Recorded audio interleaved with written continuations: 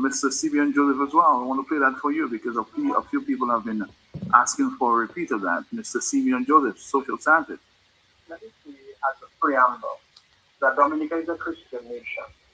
Dominicans are welcoming people.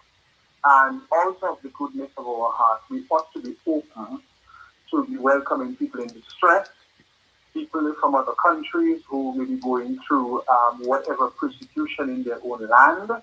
And so it would be good that as Dominicans, in essence, because of the nature of our personality and the fact that we are a Christian country, we extend open arms to those who are in distress and seeking refugees and other kinds of ways of means of improving themselves.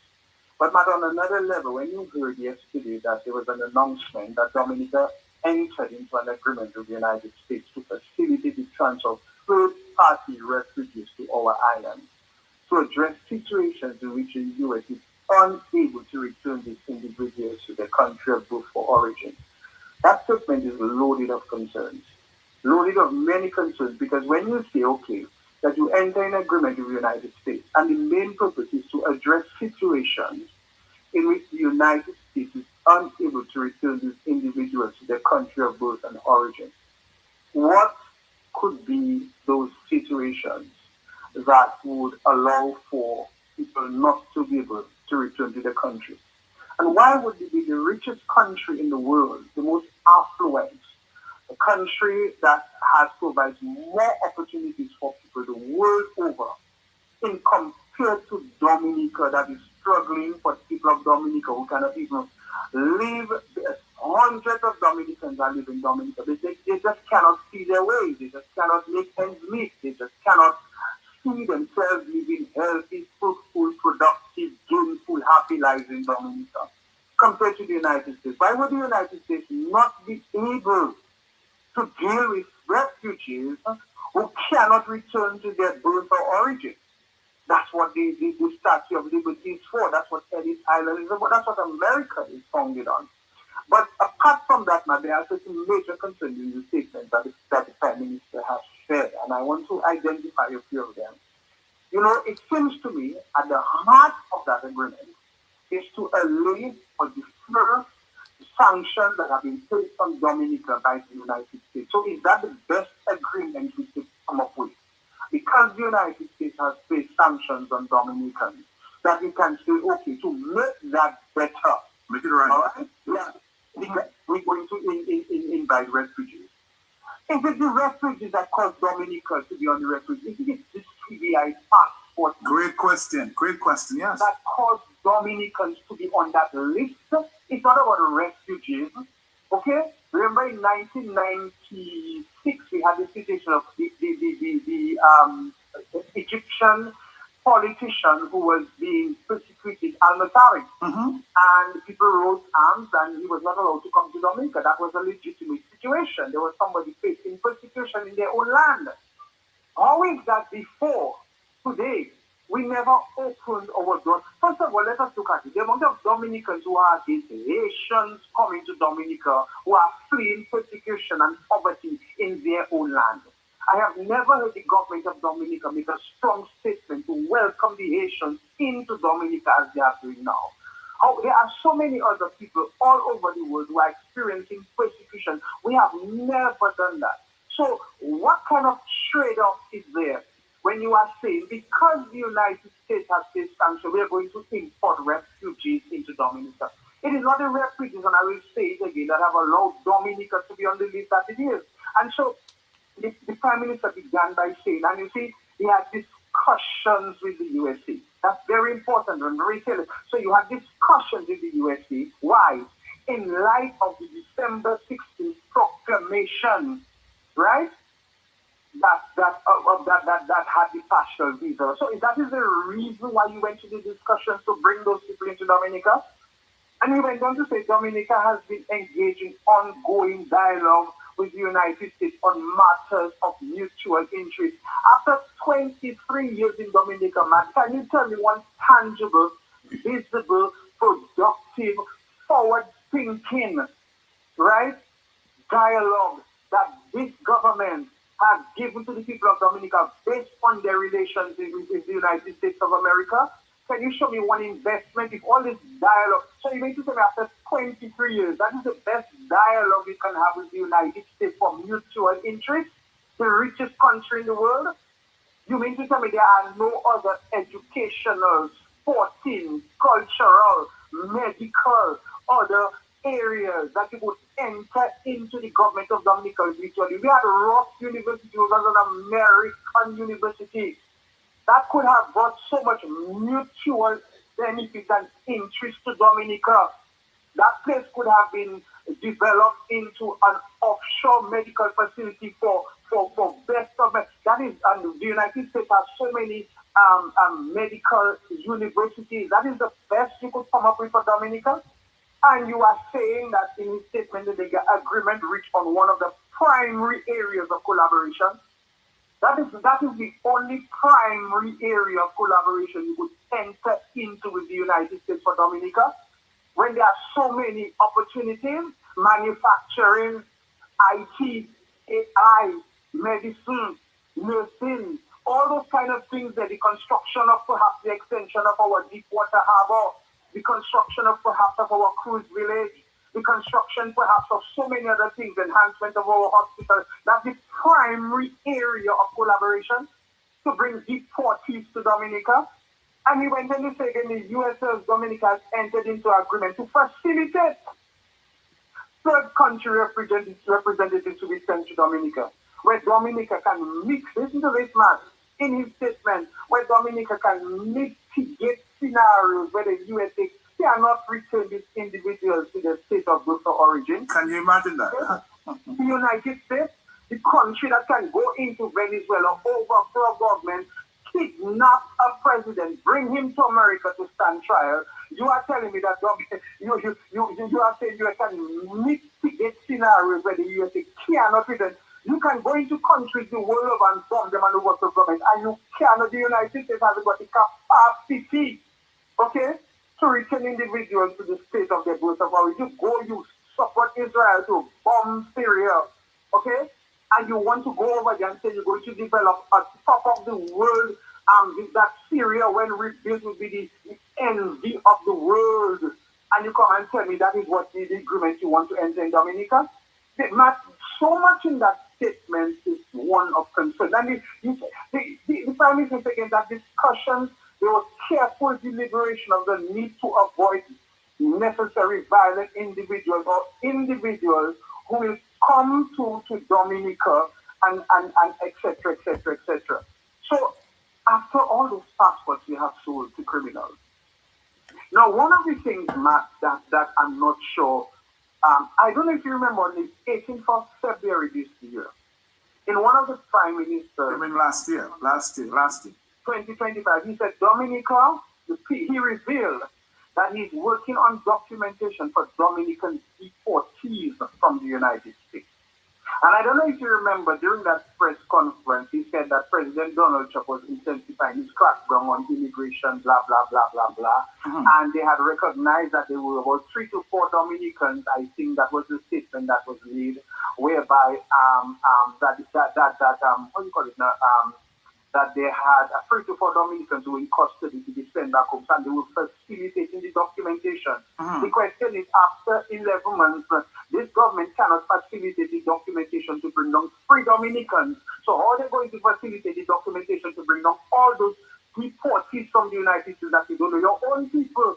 Has there been any update on that? The Prime Minister also continued that they have been advised by the U.S. government that there are about 104 Dominicans that have been identified who would be served eviction notices, and he would update that as soon as possible. So what happened to those 104 Dominicans who were supposed to be deported? If you cannot facilitate as a country, that question has to be asked, you know. And he was one of the things that was stated is that in that thing, the Prime Minister was also saying that they are looking to fill in the position of a general counsel in New York as a priority to work in the State Department, ensuring that those Dominicans to be deported were deported. What is the status of that? What is the status of that? And not only that, Matt, another concerning statement. The Prime Minister went on to say that given the importance of bilateral relations between the USA and the Commonwealth of Dominica, I as Prime Minister, I, as Prime Minister and head of government, believe it is important to find key points of agreement between our countries. Where is Cabinet? Where is the Minister of External Affairs? Where's the Minister of Foreign Affairs? I, as Prime Minister and head of government. So was that a unilateral decision on his part? In that statement yesterday, I will repeat. He said, given the importance of the bilateral relations between USA and the Commonwealth of Dominica, these are two countries, not two heads of state. I quote, I, as PM and head of government, believe it is important to find key points of agreement between the two countries. But what kind of foreign relations blunder is that? What kind of foreign relations fiasco is that? So the Prime Minister can just go to the United States and enter into bilateral relations. He's not the Minister of Foreign Affairs. He's not Cabinet. Nothing has been brought to the Parliament of Dominica for ratification. So he alone has done that? No. Another statement in the statement, he says, this engagement is based on our reciprocity to safeguard the well-being of our people, particularly as it occurs. That is the catch. That is the catch. This access to lawful travel for education, employment, family connections, while we try to enhance cooperation between the government of Dominica and the government of USA. So, Matt, what kind of trade-off is that? What kind of negotiations happen behind the scenes to come to the determination that the Prime Minister can enter into an agreement in the United States to send deportees to Dominica? Because at the heart of the statement and how you decipher it, that is what it says. That because the beginning of the statement, it says so, and I quote again, in light of the December 16th proclamation.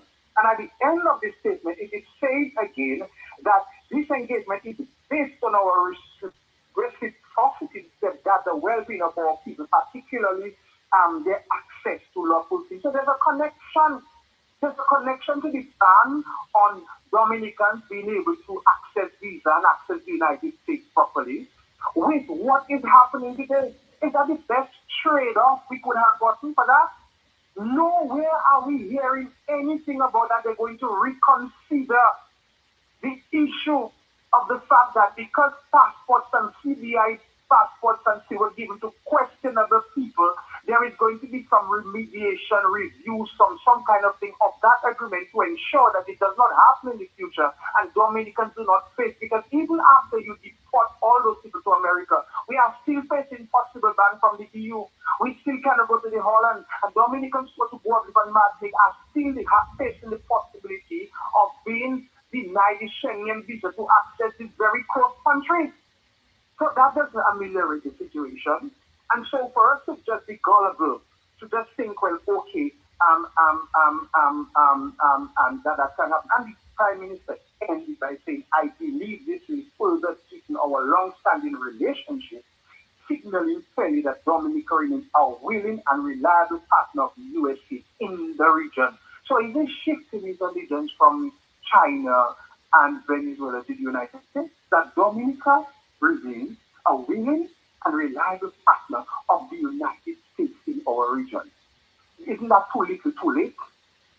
All the time we were hearing that it is China, it is Venezuela, it is Cuba, it is Morocco, it is Tajikistan. These were the countries that were being touted and promoted. If not CBI, what? Petrocari. That was their sing song. China hospital, China airport, China school, China this, China that.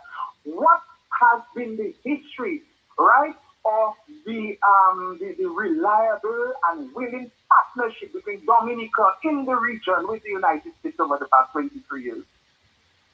Dominicans have to ask themselves the question, man. I think, quite frankly, really and truly, we have come to the stage of really a watered-down government in Dominica. And listening to the tone of the Prime Minister yesterday, I am of the strongest opinion that his back is against the wall. And so Dominicans now have been thrown that, dog bone, with no meat on it for them to bite on. So you know something, Matt? From a Christian perspective, I began from that. People are not cargo to be rejected, packaged, and shipped to countries all over the world where they don't belong. Right?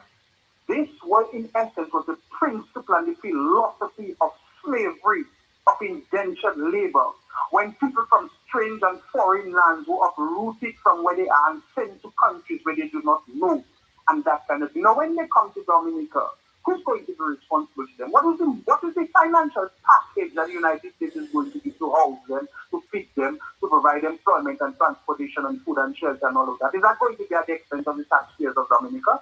Or is it going to be some form of trade-off where, again, we'll be receiving money from the United States for that kind of what you call criminal, in my opinion, inhumane, in my opinion, slave mentality principle of the United States, who wants to re-establish its hegemony, because Donald Trump said that. He spoke about the Monroe Doctrine. Now, when Dominicans go back in history and think of the Monroe Doctrine and the impact it had on the Western Hemisphere, the rest of the world, we have to be very careful. And so we have to do, what kind of agreement is there?